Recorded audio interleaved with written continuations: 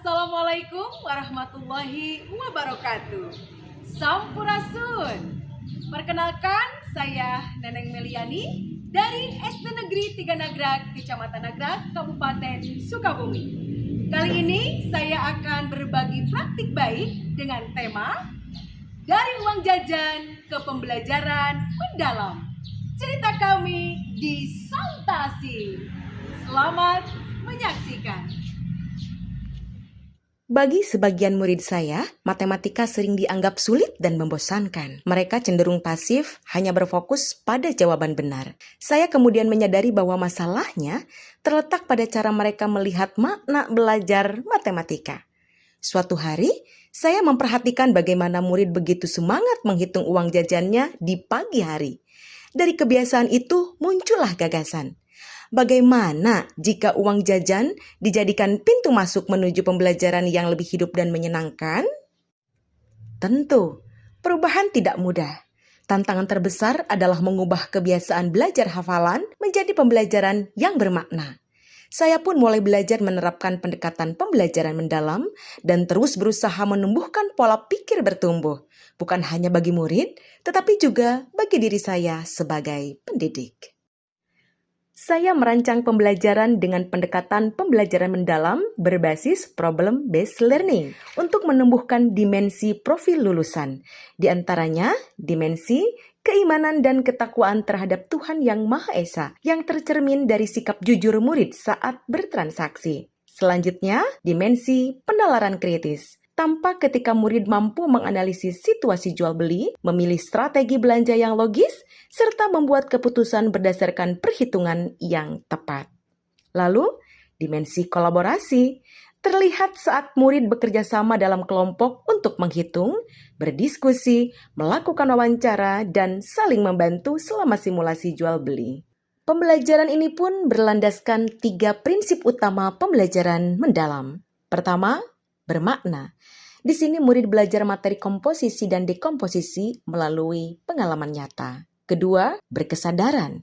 Saat murid fokus menyimak penjelasan, menghitung, dan berdiskusi dengan teman, di sanalah kesadaran belajar itu tumbuh. Mereka tidak lagi hanya mengikuti instruksi, tetapi mulai memahami bahwa setiap kegiatan yang mereka lakukan punya tujuan dan makna. Ketiga, menggembirakan. Seluruh kegiatan dikemas dalam suasana belajar yang menyenangkan dan kolaboratif, mulai dari praktik wawancara, simulasi jual beli, kuis interaktif, dan yel-yel untuk menumbuhkan semangat belajar. Kegiatan ini dilaksanakan selama 8 jam pelajaran melalui 3 tahap, yaitu tahap memahami, mengaplikasikan, dan merefleksikan. Pada tahap memahami, murid menyimak video pembelajaran tentang komposisi dan dekomposisi serta berdiskusi untuk membangun pemahaman tentang materi.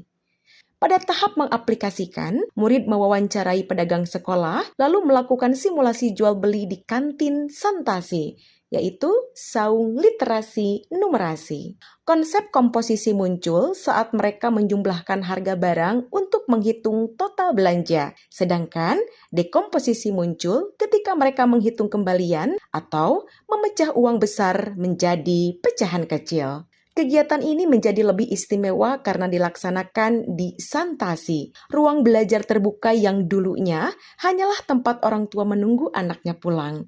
Kini, ruang itu telah bertransformasi menjadi ruang ilmu. Tempat murid membaca, berhitung, berdiskusi, dan merefleksikan pengalaman belajarnya dengan gembira. Ini berapa? 1.000. Dan juga berapa? Itu 2.000. Jadi 3.000 ya? Ini ya. Makasih. Ini ambil berapa? 3.000. Uangnya 10.000 ya. Belinya berapa? 6.000. Kembaliannya 4.000.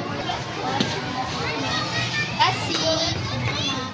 Pada akhir kegiatan, murid menuliskan refleksi pribadi tentang pengalaman belajar mereka. Sebagian besar sudah mengerti tentang konsep komposisi dan dekomposisi dalam konteks jual beli. Melalui refleksi ini, tampak bahwa murid merasa senang karena banyak melakukan praktik langsung, sehingga mereka lebih cepat memahami konsep yang dipelajari. Dalam pelaksanaan pembelajaran, saya juga mengintegrasikan 4 komponen kerangka pembelajaran. 1. Praktik pedagogis. Saya menerapkan model problem-based learning yang menuntun murid menemukan makna melalui pengalaman nyata. 2. Kemitraan. Saya melibatkan orang tua dalam pembuatan replika barang di rumah untuk keperluan simulasi jual beli. Sedangkan pedagang sekolah menjadi narasumber utama dalam wawancara. Kemitraan ini menumbuhkan jejaring belajar antar sekolah dan masyarakat. 3. Lingkungan belajar. Mulai dari ruang kelas, area pedagang sekolah, hingga santasi dimanfaatkan sebagai laboratorium numerasi dan pembentukan karakter. Ruang virtual melalui WhatsApp Group digunakan untuk membuat komunikasi dan pembelajaran, sementara budaya di kelas terus dikembangkan agar murid terbiasa berkolaborasi dan aktif dalam setiap proses belajar. 4. Pemanfaatan digital. Saya menggunakan video pembelajaran, PowerPoint, dan kuis interaktif untuk membantu murid memahami konsep dan melakukan asesmen formatif secara menyenangkan. 3, set,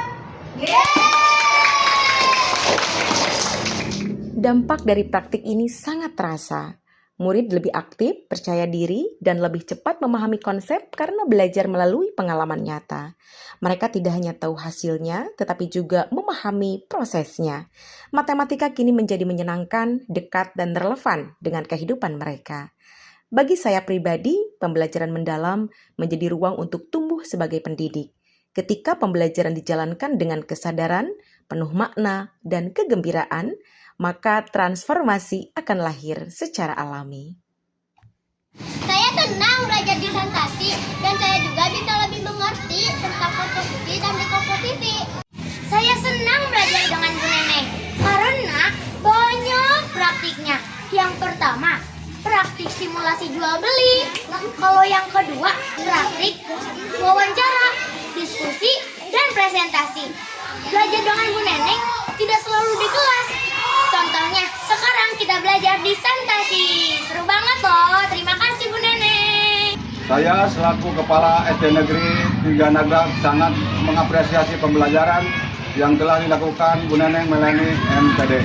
Kegiatan yang beliau rancang terlihat bermakna, mengembangkan bagi murid sejalan dengan prinsip pembelajaran mendalam. Inisiatif Santasi yang beliau kembangkan juga sangat membantu penguatan literasi dan numerasi dan sangat bermanfaat bagi proses pembelajaran di sekolah kami. Kami atas nama pengawas pembina mengucapkan banyak terima kasih yang sebanyak-banyak atas kegiatan ini. Sebab tidak semua sekolah dapat melaksanakan kegiatan ini. Oleh karena itu kami sangat mengucapkan banyak terima kasih kepada Ibu Neneng yang sudah mencerminkan pembelajaran mendalam Santasi sebagai hasil inspirasi beliau menjadi ruang belajar yang mendukung literasi dan numerasi. Sukses dunia akhirat. Assalamualaikum warahmatullahi wabarakatuh. Transformasi kecil ini membuktikan bahwa perubahan besar dalam pendidikan bisa dimulai dari kelas sederhana dan dari hati seorang pendidik yang ingin menghadirkan pembelajaran bermakna. Karena sejatinya, belajar dapat terjadi di mana saja, selama ada hati yang tulus untuk menuntun dan murid yang bersemangat untuk tumbuh. Dalam kehidupan sehari-hari, sesungguhnya banyak peristiwa sederhana yang bisa menjadi sumber inspirasi dan strategi pembelajaran yang bermakna. Asal pendidik mau melihatnya dengan hati yang terbuka. Pembelajaran mendalam bukan tentang seberapa banyak yang diajarkan, tapi seberapa dalam murid memahami, merasakan, dan menemukan makna dari setiap pengalaman belajarnya. Semoga bermanfaat. Terima kasih. Wassalamualaikum warahmatullahi wabarakatuh. Sampurasun.